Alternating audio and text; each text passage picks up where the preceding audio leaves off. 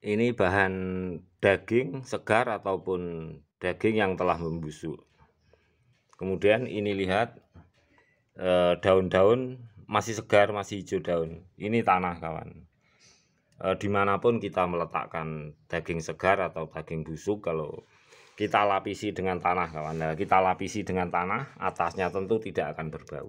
Jadi apapun namanya daging atau jenis tumbuhan kalau kolaborasi dengan tanah itu tidak akan pernah berbau. Oleh sebab itu pembusukan yang kita lakukan kemudian kita taburi di atas tanah menggunakan teknik seperti ini untuk pupuk di pot itu bagus. Jadi lapisan tanah seperti ini kawan, kita tabur di atasnya, kemudian atas kita lapisi dengan tumbuhan daun-daun hijau segar seperti ini.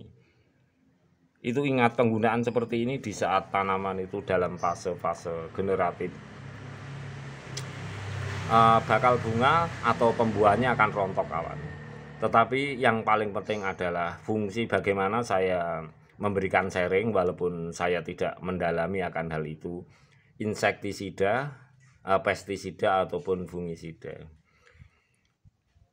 Dengan teknik-teknik seperti itu kawan, kita bisa memberi bukti bahwa fungisida atau zat-zat semacam pemusnah serangga pada tanaman atau kutu-kutu tanaman itu musnah dengan teknik seperti itu. Jadi tidak selalu di lahan sempit di pot kita menggunakan obat-obatan yang memang ada bau-bau yang sangat mengganggu. Ingat,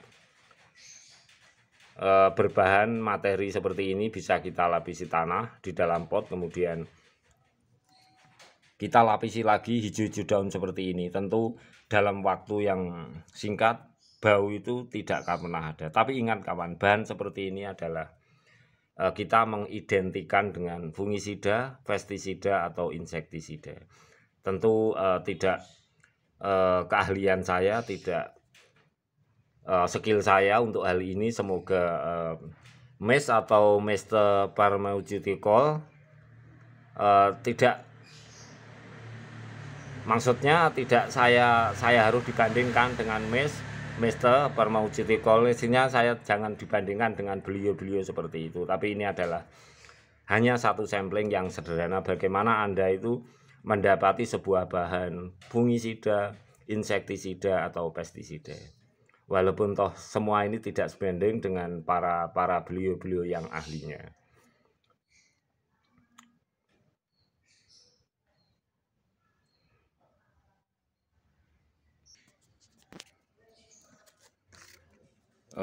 Kita berbahan sebelumnya kawan lah seperti ini, kita lihat pernah kita lakukan, otomatis bahan-bahan dari materi-materi daging segar atau busuk semua akan hilang. Tentu lapisan tanah juga, lapisan kompos-kompos yang tadinya itu basah akhirnya menjadi kering seperti ini. Tapi ingat, di dalam tanaman jeruk seperti ini memang perlu seperti itu, sebab banyak kutu tempel pada atau kutu-kutu hama penyerang tanaman jeruk ini berumah kebab-kebab, sulit untuk dimatikan.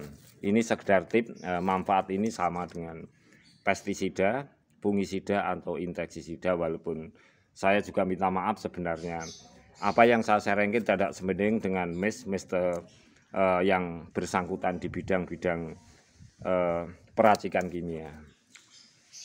Jadi sedikit kita bisa mengurangi, yaitu kutu-kutu kebab yang menempel seperti ini. Paling tidak tanaman kita akan menjadi bersih.